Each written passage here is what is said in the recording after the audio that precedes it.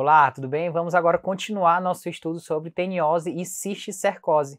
Esse que é o nosso primeiro helminto causador de parasitose intestinal, tá? Então, já vimos ali a introdução, vimos também a morfologia, o ciclo biológico, a forma de transmissão, como essa transmissão pode ocorrer através da heteroinfecção ou autoinfecção, tanto interna como externa, tá bom? Então, agora vamos ver uma parte que é relacionada aos sintomas. Quais são os sintomas que estão presentes em cada doença, né? No caso a teniose e a cisticercose, para depois a gente prossiga para o estudo do diagnóstico, tá bom? Então, vamos lá.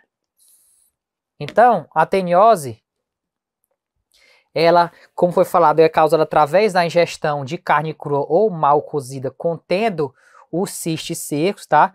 Essa doença, ela é uma infecção crônica causadora de fenômenos alérgicos, então, além de causar ali os diversos problemas intestinais, ela também é causadora de diversos fenômenos alérgicos, com elevação de IgE também, tá bom? E a destruição do epitélio com infiltração celular. Então, vai ocorrer um processo de infiltração celular e assim destrói-se o epitélio, né? Que é ocasionado justamente através dessa infecção crônica. E os sintomas, quais são os sintomas? Basicamente, os sintomas são tontura, astenia, apetite excessivo. Por quê? Porque o indivíduo está sendo subnutrido, náuseas, vômitos, alargamento do abdômen, dores de vários graus de intensidade, assim como diversos outros sintomas também. Sendo que o principal problema relacionado à teniose é a obstrução intestinal. Esse verme é um verme enorme, então ele pode chegar aí a um comprimento enorme, e com isso vai causar um problema sério que é a obstrução intestinal, vai obstruir esse intestino. Veja que nessa imagem temos uma tênia em desenvolvimento, veja o tamanho da tênia com relação ao intestino delgado do indivíduo. Então veja que aqui a tênia está percorrendo boa parte do intestino delgado até a liberação de suas proglótides. Então, mais uma vez, ocorre a alimentação por meio da ingestão de carnes cruas ou mal cozidas contendo cisto seco. Esses cistos secos sendo ingeridos, eles vão então transformar-se em vermes adultos. Esses vermes adultos vão causar obstrução intestinal, assim como diversos outros sintomas. Já no caso da cisticercose, certo? Que é causada somente pela Taenia solium, que possui como hospedeiro intermediário os suínos. Então é isso, muito cuidado ao comer carne de suínos, tá bom? Na cisticercose ocorre justamente o quê? Alterações nos tecidos. Por quê? Porque elas alojam-se em diversos tecidos, como os musculares e os cutâneos, tá bom? Então aloja-se aqui no tecido muscular, no tecido cutâneo, porém possui uma grande atração, um grande tropismo pelo sistema nervoso central, causando a neurocisticercose. Essa aqui que é uma das principais complicações no caso da cisticercose, que é a neurocisticercose, que possui diversos sintomas característicos, como por exemplo a sensibilidade à luz, tá bom? Como por exemplo também náuseas, como por exemplo enxaquecas, diversos sintomas. Possui também a possibilidade de atingir o tecido mamário, causando cisticercose mamária, ou também a cisticercose ocular, que é um sintoma também, na verdade, uma forma importante de cisticercose. Então é basicamente isso. O indivíduo, ele vai ingerir ali ovos de tênia, esses ovos vão transformar-se em cistos secos. Esses cistos secos, eles podem infectar diversos tecidos e os sintomas, eles são relacionados ao tecido em que esse cerco está presente, tá? Então, tecido muscular, tecido, no caso, no sistema nervoso central, tecido mamário, como foi visto também. Então, a depender do tecido em que ele está inserido, o sintoma vai ser bem característico também, tá? Então, ocorre aqui a ingestão do ovos de Taenia solium.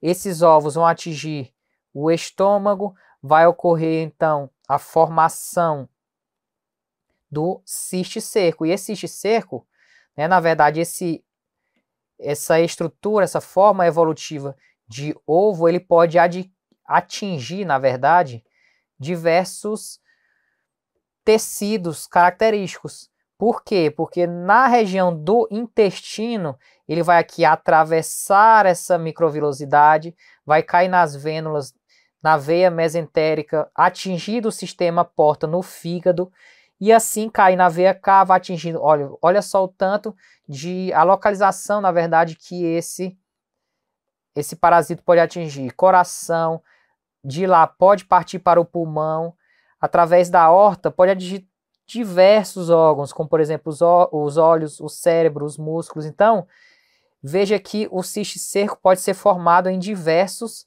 tecidos, e a depender desse tecido infectado é que os sintomas aparecem, tá? São os sintomas característicos do tecido. E agora o diagnóstico. Como é feito o diagnóstico da teniose, primeiramente? Então, o diagnóstico, ele é um diagnóstico bem difícil, diagnóstico clínico. Esse diagnóstico clínico diferencial, ele é bastante difícil. Por quê? Porque os sintomas são similares de qualquer outro parasito intestinal, né? Então, são sintomas bem similares. O que diferencia aqui é através da obstrução, que é maior, obstrução intestinal. Obstrução intestinal, tá?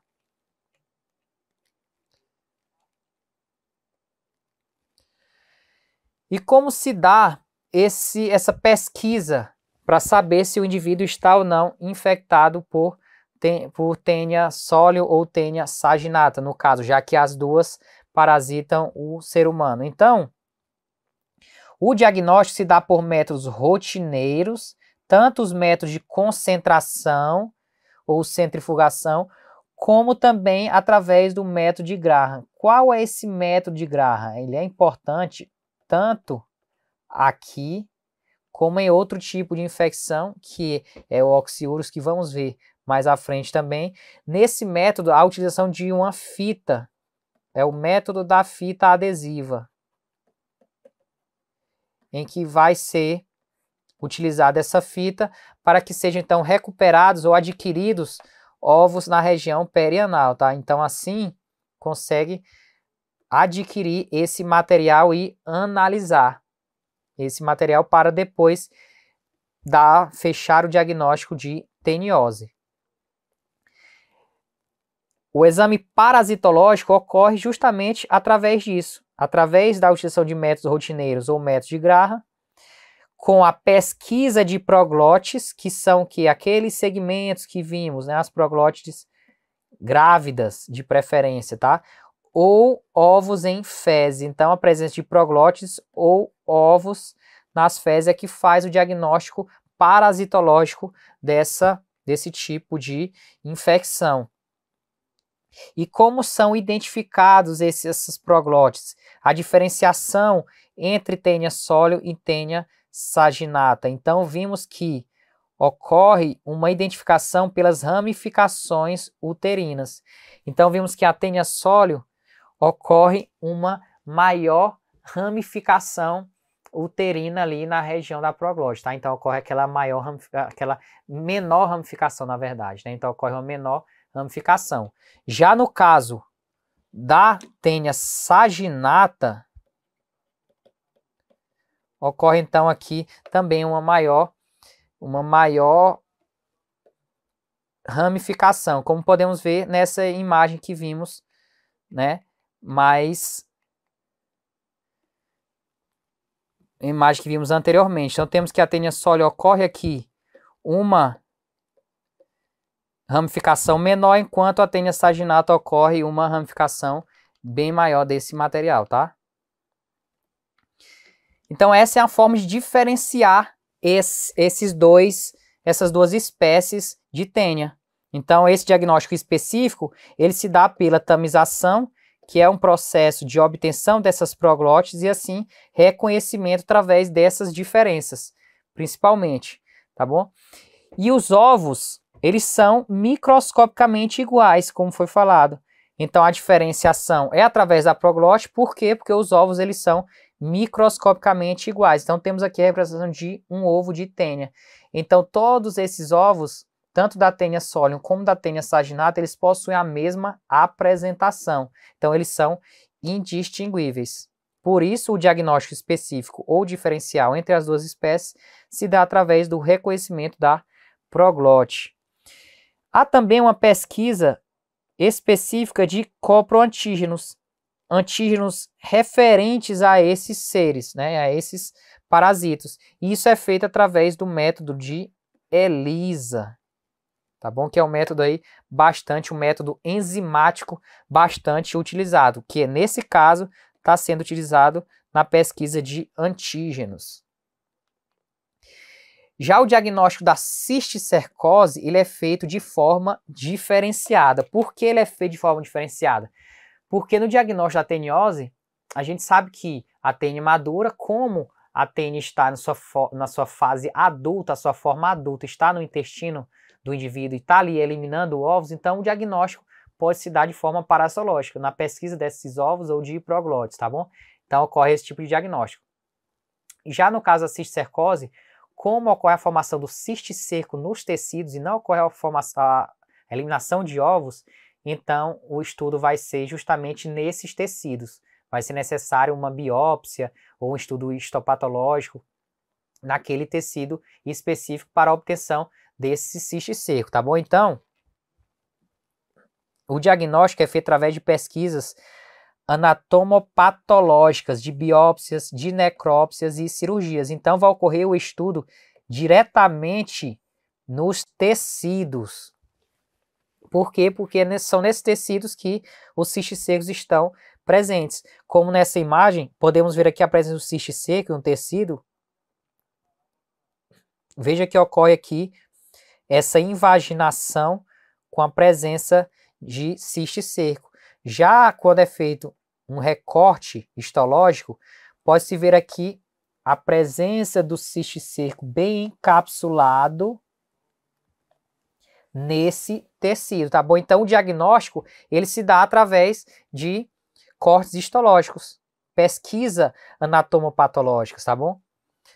Já na neurocisticercose, que é a forma de cisticercose que atinge o sistema nervoso central, como é feito o diagnóstico? É feito através do exame do líquor, que é o líquido cefalorraquidiano, LCR. Esse é o líquor, tá bom? Em que características significativas estão presentes, como por exemplo a pleocitose, que é o aumento da celularidade desse líquor. No caso, o líquor que estamos falando aqui nessa circunstância, então ocorre o aumento da celularidade, o aumento do número de células. Ocorre também a presença de eosinófilos nesse líquido, então a eosinofilorraquia, que é um dado importante também, e positividade da reação de fixação do complemento, ou seja, identifica que está ali ocorrendo algum processo infeccioso. Não é isso? Além do exame do líquor, pode ser feito também a neuroimagem e detecção de anticorpos também, através de testes imunológicos. Como, por exemplo, o teste de ELISA, teste enzimático de ELISA, assim como a ressonância magnética. Então, aqui finalizamos essa parte de teniose e cisticercose. Então, vimos aí todos os aspectos mais importantes sobre esse assunto, né? Desde a introdução, morfologia, sintomas, ciclo biológico, ciclo evolutivo e também o diagnóstico. Agora vamos então partir para outra, né? Vamos partir para outro eumínio que é justamente o Immunolepis nana, que é também importante aqui, porque ele está presente na rotina dos laboratórios. Fazendo aqui uma introdução, juntamente com a morfologia desse parasito, temos que esse parasito ele é um helminto que infecta inicialmente ratos, porém também é capaz de infectar seres humanos. E quando infecta seres humanos, ele vai colonizar o intestino delgado. Então, ele coloniza o intestino delgado, principalmente ali na região do íleo e jejuno.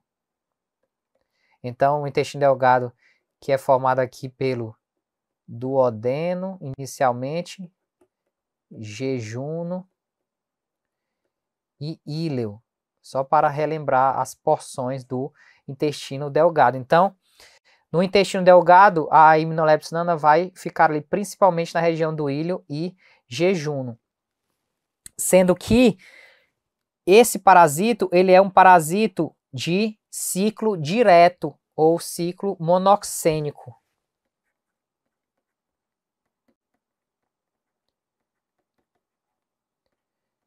Então, ciclo direto ou monoxênico, sendo também o cestoide mais comum em humanos. Então, veja aqui a prevalência da Hymenoplex nana é gigantesca, né? Tornando então o cestoide mais comum em humano. Então, filo é o filo Platelminto, justamente na classe Cestoda. E quais são as formas evolutivas? As formas evolutivas, temos aqui um verme adulto, tá? Então, o verme adulto é o minto adulto, que possui justamente um escólex, que é aquela região da cabeça do verme, tá? Então, esse escólex, ele possui 4 ventosas e um rosto retrátil com ganchos. Vamos ver no próximo slide uma representação. Então, o escólex, ele possui 4 ventosas e um rosto retrátil. Veja que esse rosto aqui, ele é retrátil, possuindo ganchos. E os órgãos reprodutivos masculino e feminino estão presentes também. Então, aqui nessa imagem podemos ver o escólex da Hymenoplex nana. Então, vemos que aqui possui um rosto retrátil, tá bom? Que é a principal característica aqui desse verme, que é o que vai fazer a distinção para o próximo também, que vamos estudar, que é o Hymenoplex diminuta. Então, a larva cisticercoide, né, ou cisticerco, é outra forma evolutiva e possui o escólex invaginado envolvido por uma membrana. Então, basicamente, ele é similar ao cisticerco da tênia, que possui um escólex invaginado, né? Que pode tanto estar para dentro do cisticerco como expor-se para fora. Então, esse é o cisticerco daqui, ou lava cisticercoide da Hymenoplex nana. E já os ovos, que são também uma forma evolutiva, não deixa de ser uma forma evolutiva, possui o tamanho de cerca de 40 micrômetros de diâmetro. Ele possui o formato semisférico, transparente e incolor, tá? E possui duas membranas, membrana externa e membrana interna, com presença também de corpos polares. Então, veja aqui a presença de corpos polares, de onde saem os microfilamentos, microtúbulos dessas regiões. Então, o ciclo aqui é importante porque, além de ciclo direto, como característica principal, o ciclo direto, há a possibilidade do ciclo também ser heteroxênico. Então, há essa possibilidade do ciclo ser heteroxênico, no caso, bem mais rara, porém há essa possibilidade. Então, já que há a possibilidade, vamos estudar as duas formas de ciclo. Esse ciclo de vida curto da Hymenoplex nana. Então, o ciclo monoxênico, ou o principal ciclo, se dá como? Se dá através da ingestão de ovos. Então, ocorre a ingestão de ovos, esses embrióforos serão semidigeridos no suco gástrico, tá? Então, os embrióforos, que são aquelas regiões que fazem a proteção da oncosfera, vão ser semidigeridos no suco gástrico. Posteriormente, ocorre a eclosão da oncosfera, certo? No intestino delgado. Então, ocorre a ingestão de ovos, embriófilo vai ser semidigerido já no suco gástrico, ocorre posterior eclosão da oncosfera no intestino delgado já, então veja aqui que já chegou no seu habitat. E posteriormente, com a eclosão da oncosfera, ocorre a penetração nas vilosidades do jejum e do íleo, produzindo a larva. Então essa larva é produzida depois da eclosão da oncosfera, fazendo a sua fixação na mucosa intestinal através da presença de ganchos, né, como foi falado. Então ocorre essa fixação na mucosa intestinal e após a fixação, esse verme vai ocorrer aqui o processo de maturação e depois reprodução. E assim vai ocorrer a eliminação de ovos. Vão ser produzidos ovos que vão ser eliminados e o ciclo fecha então com a ingestão de ovos por outro hospedeiro no caso. Então esse é o ciclo monoxênico, ou seja, há somente a presença de um hospedeiro. Porém, nesse tipo específico de aumento, há a possibilidade de ocorrer aqui um ciclo heteroxênico, ou seja, que possui um hospedeiro intermediário. Qual é esse hospedeiro intermediário? Inseto, principalmente as pulgas. Então, esses são os principais hospedeiros intermediários. Então, esse ciclo heteroxênico se dá basicamente da seguinte maneira. Ocorre a ingestão de ovos por larvas de alguns insetos. Então, veja que a ingestão de ovos se dá pelo hospedeiro intermediário e não pelo hospedeiro definitivo, no caso. Então, esses insetos, principalmente as pulgas, vão ingerir esses ovos. Ocorre a produção de larva cisticercoide no intestino também. E aqui está o ponto-chave, que nesse caso do ciclo heteroxênico, ocorre uma ingestão acidental de insetos contendo larva cisticercoide. Então, ocorre essa ingestão acidental, tá bom? Então, ocorre a ingestão acidental de insetos com larvas. Essas larvas cisticercoides, elas vão passar por um processo de desinvaginação no intestino delgado e produção de vermes adultos. Isso já no hospedeiro definitivo.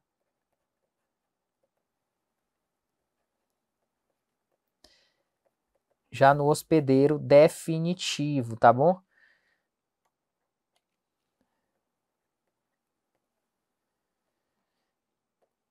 Então, ocorre a desinvaginação, produção de vermes adultos. Esses vermes adultos vão produzir ovos e vão eliminar os ovos. E esses ovos, então, podem, no ciclo heteroxênico, serem ingeridos por outras larvas de insetos e assim fazer novamente o ciclo. Importante que aqui pode ocorrer um processo de autoinfecção interna também. Tá bom? Então aqui pode ocorrer o processo de autoinfecção interna desses indivíduos, tá? Então, agora falando um pouco da patogenia ou dos sintomas, né? O ciclo biológico foi estudado, então vimos que há a possibilidade de ter um ciclo heteroxênico também, com ali sendo os insetos, principalmente a pulga, o hospedeiro intermediário. E aqui, falando um pouco da patogenia, temos que a infecção por Hymenoplex nana é geralmente assintomática. Então, assim como as outras, ela é geralmente assintomática.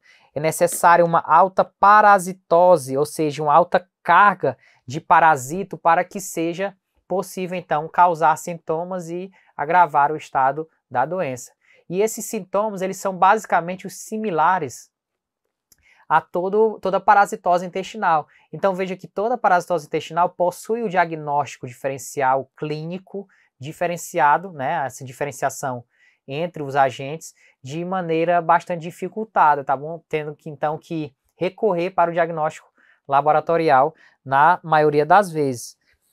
Esses sintomas, eles são desde diarreia, má absorção por meio da lesão nas microvilosidades. Então, esses parasitos, eles fixam-se nas microvilosidades e vão destruir, vão causar lesões nessas microvilosidades e assim causando também, consequentemente, má absorção. Causam também irritabilidade, desconforto abdominal também. Outras características que estão presentes são congestão da mucosa intestinal, infiltração linfocitária, isso devido a uma resposta, né, do sistema imunológico, pequenas ulcerações naquela região devido à fixação do verme no tecido, eosinofilia, então há aqui já uma produção de eosinófilos com aumento de IgE, e perda de peso devido justamente à má nutrição. Justamente devido à má nutrição. Em crianças costuma causar mais sintomas, porém em adultos ela é uma infecção bem autolimitada, de modo que o próprio organismo trata de combater o verme e assim resolver o processo infeccioso. Quando há presença do ciclo direto, nesse ciclo direto há uma produção melhor de resposta imunológica. Isso porque, no caso do ciclo direto, vimos justamente o quê? Que há a formação do cisticerco, não é isso? E com a formação desse cisticerco, a resposta imunológica ela é muito melhor do que no caso do ciclo indireto, no caso. Então veja que a produção da larva, tá?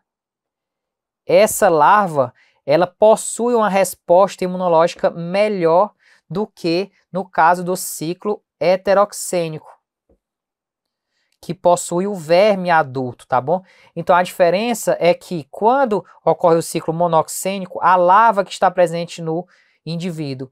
Já no ciclo heteroxênico, o verme adulto que está presente, esse verme adulto, ele causa uma resposta deficitária, uma resposta mais fragilizada frente ao ciclo direto. E o diagnóstico também, continuando a fase de diagnóstico, temos que o diagnóstico clínico, como foi falado, ele é difícil devido às correlações dos sintomas, que são parecidos entre os parasitos intestinais. Então, a partir dessa dificuldade do diagnóstico clínico, temos então que partir para o diagnóstico laboratorial.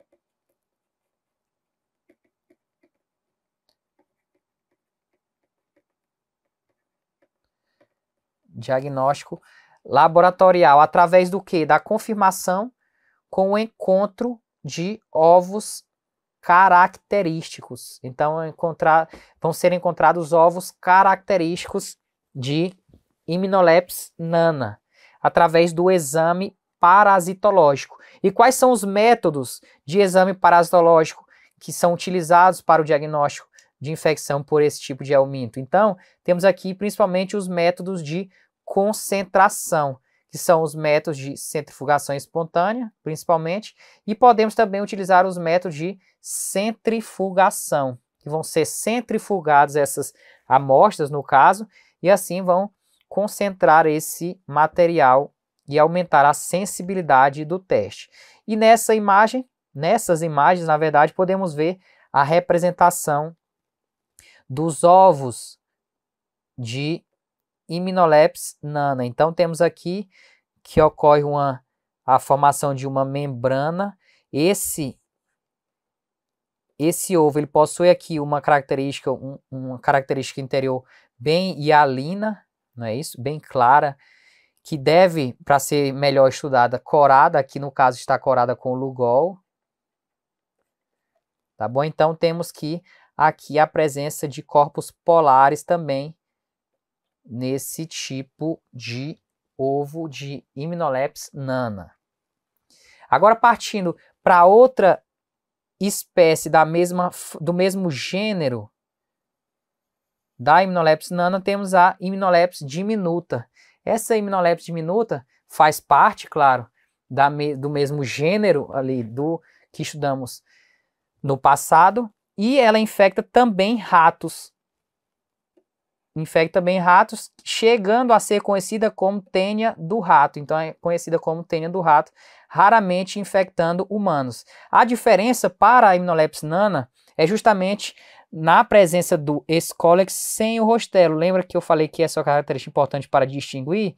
Então, na Immunolepis nana não há a presença daquele rostelo que fica aqui no caso. Lembra?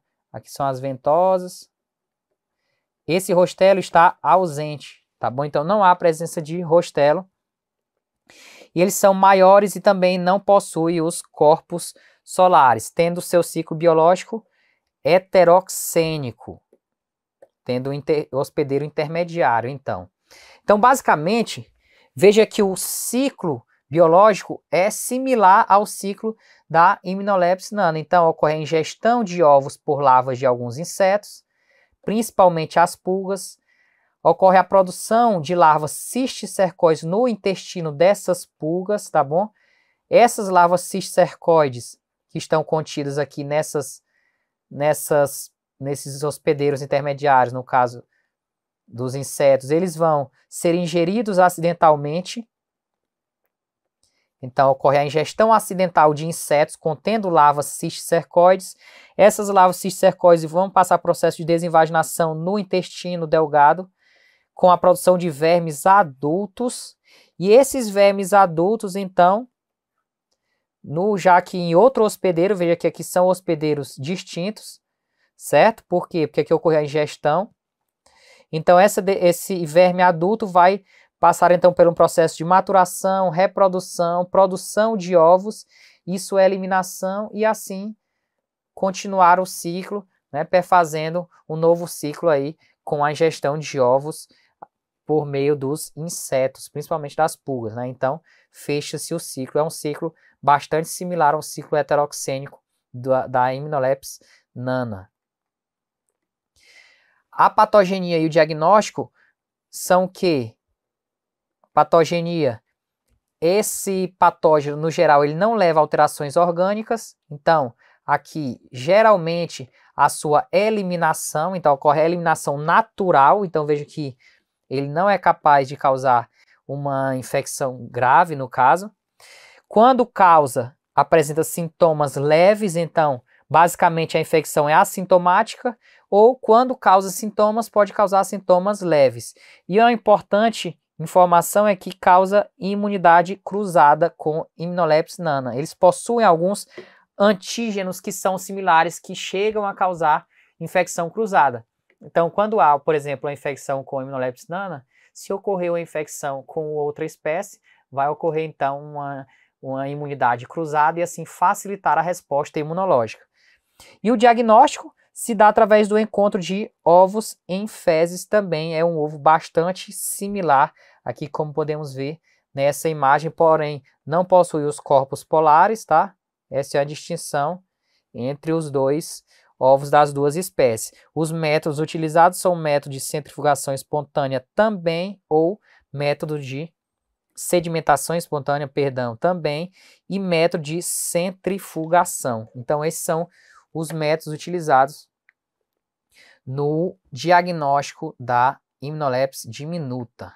Então, aqui já vimos boa parte do nosso estudo, né? Vimos todos os protozoários importantes, os mais importantes no caso, e entramos aqui nos helmintos já com teniose, já entramos também no assunto da Immunolepis nana e Immunolepis diminuta, né? Então, finalizamos essa parte pelo momento. Então, nesse momento finalizamos, mas já na próxima aula vamos estudar um que é também bastante importante, bem frequente, que é justamente a ascaridíase, tá? Então, é bem comum e costuma também ser bem cobrado, tá bom? Então, eu vejo você na próxima aula.